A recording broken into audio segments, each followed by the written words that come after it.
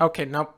I can do it. I know. I can do Luigi. This is how you do Luigi. Okay. Oh, mama motherfucking bitch. Merc Cerny said video games will no longer have to load because of a special microchip. So now you can feed a hippo 100 wieners to turn her arm into a hot dog. This is like smoking crack at Don Cheadle's house.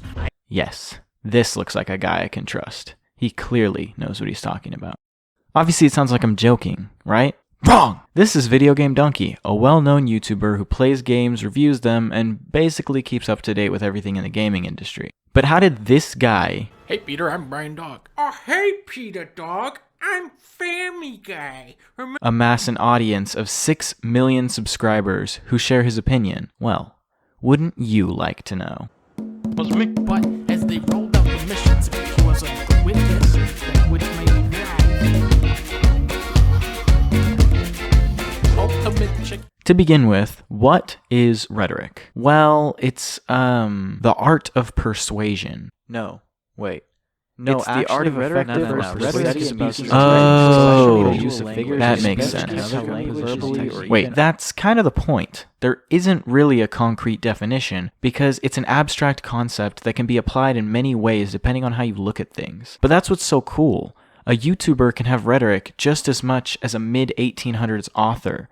And thank God for that, because making a rhetoric video about Shakespeare would not have me nearly as enthusiastic. Sorry, bud. videogamedunkey uses different rhetorical devices to his advantage. The 4 ideas I will focus on are pathos, ethos, logos, and kairos. The first 3 being categories and the last one being a concept. He uses devices from all 3 categories. Let's start with pathos, or emotional appeal. Dunkey appeals to his audience's emotions with comedic devices. First up, sarcasm. He doesn't use any. I myself have a $14,000 gaming PC with a solid gold keyboard, and I wouldn't even dare try to run Bugsnax. Sarcasm is a great tool in order to show your real opinion without stating it. That way you can't be quoted. videogamedunkey is a legend at this. His sarcasm invades every aspect of his channel. His videos have sarcastic titles like Star War 2, Phantom Crentist. Okay, it's not called Star War, it's not the Phantom Crentist because the second one is Attack of the Clones, and that's not even the right game on the thumbnail. His playlists have sarcastic titles. This one is called Serious Videos, No Jokes. Why is there a treadmill installed on the side of a wall? Don't you ever ask these kinds of questions. And as you can see, there are no jokes in these videos. His videos in general are sarcastic, like this clip where he's showing off a game's voice acting for Donkey Kong. Donkey Kong? That's my guy. Donkey Kong is classic. You can't mess up Donkey Kong. You gotta get this right. Step back, or I'll beat you up. They got it exactly right. The sarcastic wit of Dunkey leads into the next device he uses, which is his dry humor. Needless to say, the cover art for Gex was exactly correct, and even funnier than the game. Many of Dunkey's jokes are set in a serious tone, where only someone who is paying attention will get the joke. A game like this comes along once in a lifetime. It's the most graphics video game. It's the most fastest video game. And if you say it's not the best game ever made, then you the worst guy ever made. He then proceeds to put Sonic at number 10. Many of his jokes also have an exclusivity factor to them. What I mean by that is that some of his jokes are hard to understand unless you're familiar with the game or idea that he's talking about. An example is his Gex video, where he says that Gex was supposed to be the Mario killer. I always forget how many people worked on Gex too. It's so many people was like involved in this. Because it was supposed to be bigger than, it was supposed to be the Mario killer. They were saying Gex would be the Mario killer. Gex, of course, is nowhere near as popular as Mario. It's more on par with, say, Shenmue 2. The exclusivity part of how Dunkey makes his jokes is what keeps many of his viewers retained. They feel as if they are part of something special, since these are jokes that only a certain audience will understand. As a continuation of this, and one of the huge pillars of how Dunkey retains his audience, is his ability to keep running jokes. He turns moments from his previous videos into running jokes in following videos. I'm gonna spill you in the soup. Don't spill me in the soup. I'm gonna spill you in the soup. Then Knack came out. Here comes the money. Did someone say Knack? Here comes the money. Oh, bam, baby, it's Knack, baby, yeah. But number 7, Knack. Knack. The actual game of the year is Knack 2, baby. This game is my head. Got a date for Sonic. Oh my god. September 5th. Or sometimes it's even in the same video. Hideo Kojima has famously described Death Stranding as being the first Strand-type game. The first Strand-type game. This is the first Strand-type game. This is Strand gameplay. This is actually the first Strand-type video about Dunkey. His fans then take these jokes and run with them, resulting in the top comment of every single one of his videos being a joke that wouldn't make any sense if you weren't familiar with its origin. His ability to foster this creation of running jokes by his fan base is a huge part of his rhetoric. The running jokes and the community that he has built are some of the foundations of his voice. These are the things that help to give him credibility, the next category of rhetorical devices. Ethos, which is a sense of credibility, is something that a person using rhetoric has to build up. Credibility doesn't happen overnight. The way Dunkey has maintained his credibility is by maintaining a consistent voice throughout the course of his channel's history. Dunkey's general voice on games is that they suck. He said it himself. You don't like any games, but that's not true. There are 7 good games. That was a joke, by the way. He is a huge fan of Donkey Kong, which was not on the list, and neither was Knack 2. His standards for what makes a game good have not changed, therefore his voice is credible. The most clear demonstration of his voice is in his dunk views. Each of them end with a rating out of 5. 1 out of 5.